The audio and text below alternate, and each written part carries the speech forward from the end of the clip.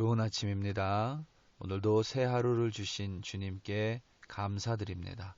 잠시 눈을 감고 기도하시겠습니다.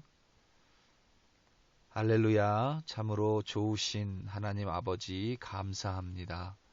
오늘도 우리에게 새 하루를 주시며 주님의 말씀으로 하루를 시작하게 해주심을 참으로 감사합니다.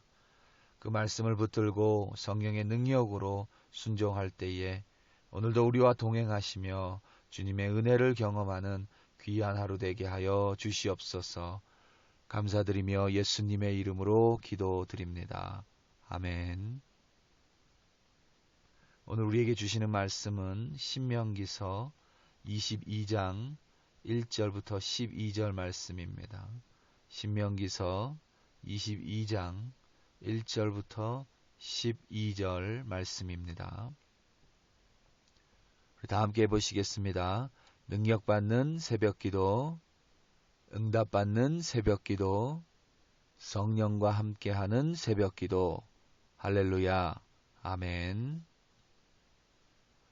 이번 달 10일에 한국에서 참으로 안타까운 일이 있었습니다. 경비원으로 근무하는 분의 자살 사건입니다. 음성으로 유서를 남긴 그분의 목소리에는 분노와 울분과 또 억울함이 가득했습니다. 어떻게 그런 일이 벌어질 수 있는지 잘 모르겠습니다. 사실 경비원의 열악한 환경에 대해서는 몇 해 전부터 비슷한 일들이 있었고 여러 말이 오갔습니다. 이번 사건도 그렇지만 특히 입주민과의 갈등이 가장 큰 이슈입니다. 그 갈등을 조금 들여다보면 한국 사회의 고질적인 문제인 갑과 을의 관계, 그들의 갈등이 고스란히 들어가 있습니다. 이번 사건도 동일합니다. 이번 사건의 주 발단이 주차 문제라고는 하지만 그 주차 문제 안에 갑과 을의 갈등이 숨겨져 있습니다. 가끔 한국에 나갈 때면 볼 수 있지만 한국의 주차 문제는 어제 오늘의 일이 아닙니다. 특히 수도권 지역의 아파트에 가보면 밤에 보면 사실 사람이 걸어갈 틈이 없을 정도로 빽빽하게 차들이 주차되어 있습니다. 경비 업무 중에 대단히 큰 비중이 그렇게 많이 주차된 차들 사이에서 길을 내어 입주민의 차들이 오가도록 만드는 일입니다. 그 와중에 입주민과 시비가 붙는 경우가 비일비재합니다. 한 입주민이 이번 사건에 폭행을 가한 그 입주민이 경비원과 문제가 있었습니다. 서슴지 않게 폭행을 가했고 폭언을 가했습니다. 심지어는 CCTV가 없는 곳으로 경비원을 끌고 가서 폭행을 하기도 했다고 합니다. 폭행은 어떠한 경우에도 정당화될 수 없기 때문에 분명한 잘못입니다. 폭언 또한 어떤 경우에는 폭행보다 더 심각할 수 있습니다. 신문을 보니까 이런 폭언을 한 것 같습니다. 경비 주제에 내가 너 월급을 주는데 머슴 주제에 내 말을 안 듣느냐. 이 경비원에게 저지른 이 사람의 폭언입니다. 사실 제가 모르는 사람이기 때문에 이분이라는 표현이 맞는데 도저히 이분이라는 표현이 나오지가 않습니다. 정말 이 사람이라는 표현도 많이 양보해서 하는 것입니다. 정말 사람 취급하고 싶지 않습니다. 경비 업무를 보시는 분은 분을 자신의 머슴 정도로 여기고 있습니다. 그러니 그 사람이 무슨 말을 해도 경비원에게는 머슴한테 하듯이 무슨 행동을 해도 머슴을 부리듯이 했었던 것입니다. 여러분, 우리가 누군가를 어떻게 보느냐에 따라서 우리의 말과 행동은 달라집니다. 그것은 여러분 모든 관계에서 동일합니다. 가정에서도 사회에서도 동일합니다. 가끔 아이들을 혼낼 때가 있습니다. 엄마를 음식을 하고 집안 청소를 하는 그 정도의 사람으로 본다고 느낄 때가 있기 때문입니다. 때로는 너무 당연하게 여깁니다. 그래서 가끔 선을 넘어설 때가 있습니다. 어리기 때문에 이해는 하지만 자신의 엄마를 향해서 그저 집안 청소가 당연하고 음식이 당연한 그런 눈으로 보는 것은 도저히 용납될 수 없습니다. 배우 정혜영 씨와 가수 션의 이야기가 항상 귀감이 됩니다. 내가 왕이 되고 싶어서 아내를 하녀 취급하면 자신은 저절로 하녀의 남편이기에 하인이 될 수밖에 없다는 것입니다. 아무리 왕이 되고 싶어도 결국엔 하녀의 남편, 곧 하인이라는 의미입니다. 그런데 내가 아내를 왕비로 보고 섬기면 나는 왕비의 남편이기에 섬기기 때문에 종이 되는 것이 아니라 왕비의 남편이기 때문에 저절로 왕이 된다는 것입니다. 아내가 남편을 바라보는 것도 동일하게 적용될 수 있습니다. 하나님을 믿는 우리들은 모두 형제 자매들입니다. 예수를 믿어 입으로 구주로 시인한 순간 우리는 하나님의 자녀가 됩니다. 그렇게 우리는 하나님을 아버지로 모시는 형제 자매들입니다. 우리 한국 문화 속에서 이웃사촌이라는 공동체 중심의 문화 속에서는 친형제가 아니어도 그렇기 때문에 형과 동생이라는 호칭을 사용합니다. 하지만 개인 중심의 서구에서는 형을 의미하는 브라더와 동생, 여자, 자매를 의미하는 시스터는 오직 친형제, 친자매 사이에서만 사용됩니다. 심지어 한쪽 부모 같은 경우에도 brother, sister라는 표현을 쓰지 않고 꼭 그 앞에 step이라는 말을 붙여서 구별을 합니다. 그런 문화 속에서도 그리스도인들은 서로 brother, sister, 형제, 자매라고 부릅니다. 하나님 아버지를 친형제, 친자매로 여기기에 가능한 것입니다. 이렇듯 우리가 내 주변에 있는 사람을 어떻게 보느냐에 따라서 내 말과 행동은 달라질 수밖에 없습니다.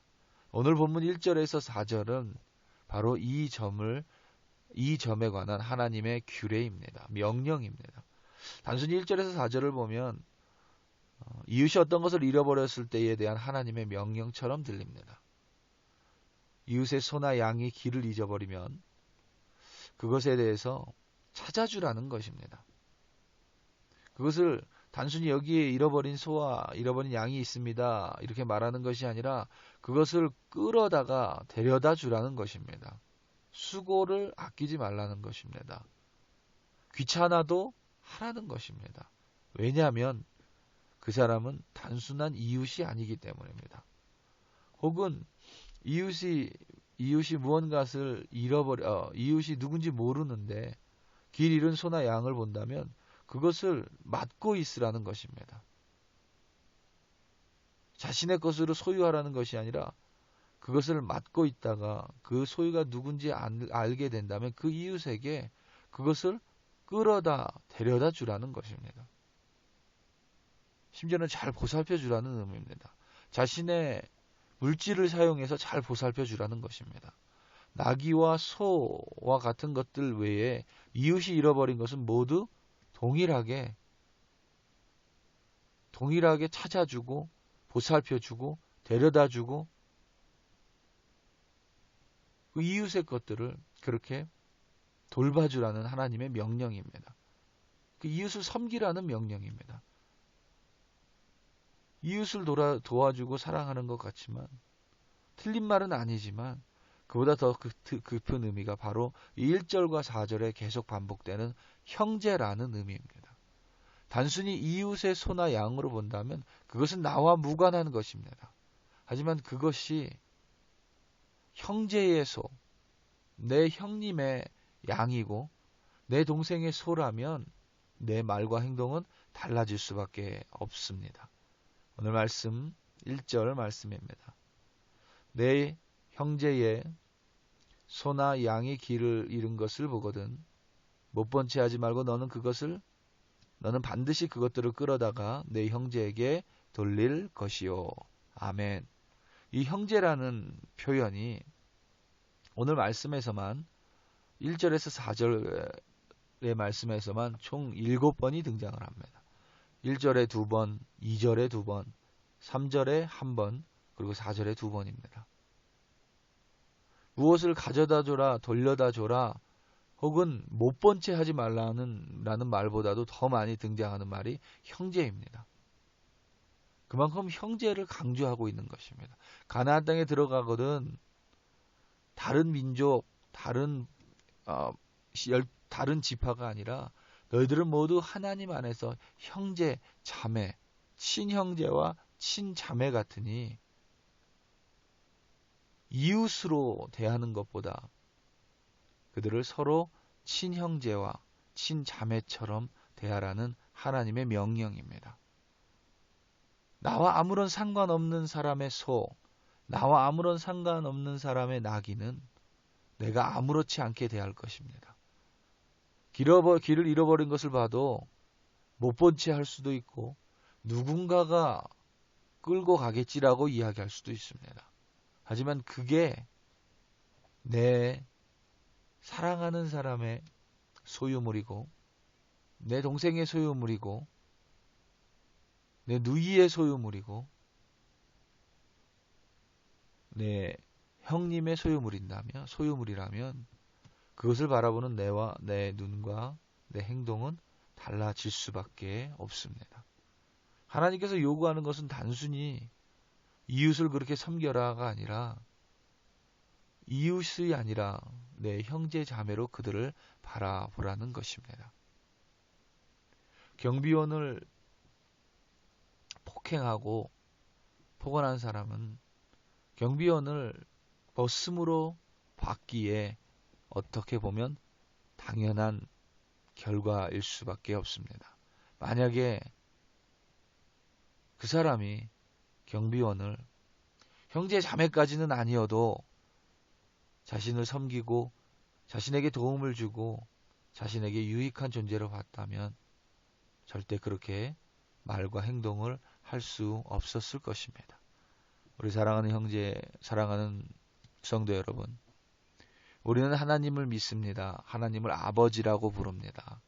그렇기에 우리는 서로 형제와 자매된 자들입니다. 그리고 또한 우리는 한 교회로 불러주셨기에 서로 지체된, 서로 각각의 몸을 구성하는 한 사람 한 사람입니다. 하나님이 우리에게 맡겨주신 가족도 소중합니다. 하지만 하나님 아버지 안에서 한 사람 한 사람 불러준 우리 형제 자매들도 모두 소중한 사람들입니다. 우리가 내 옆에 있는 사람을 단순한 이웃이 아니라 그 이웃을 넘어서 내 형제로, 내 자매로 본다면 그를 향한 나의 말과 행동은 당연히 달라질 수밖에 없습니다.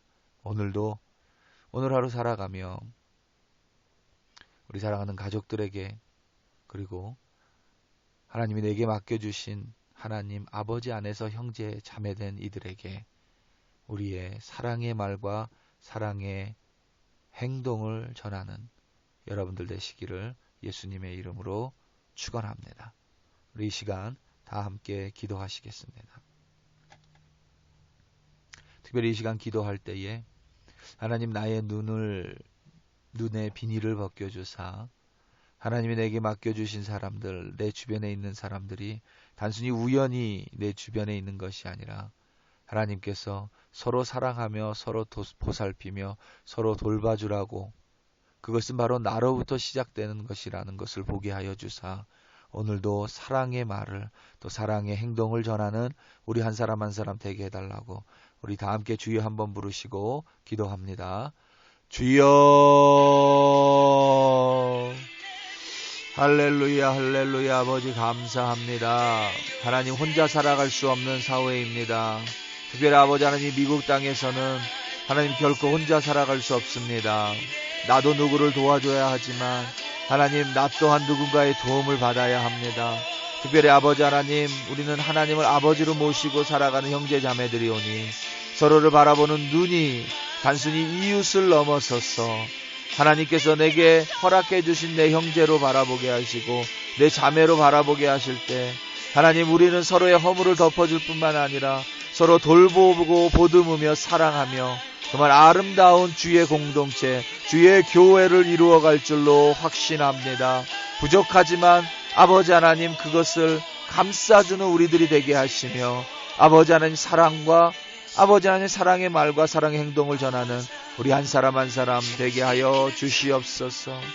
할렐루야 할렐루야 감사합니다. 주여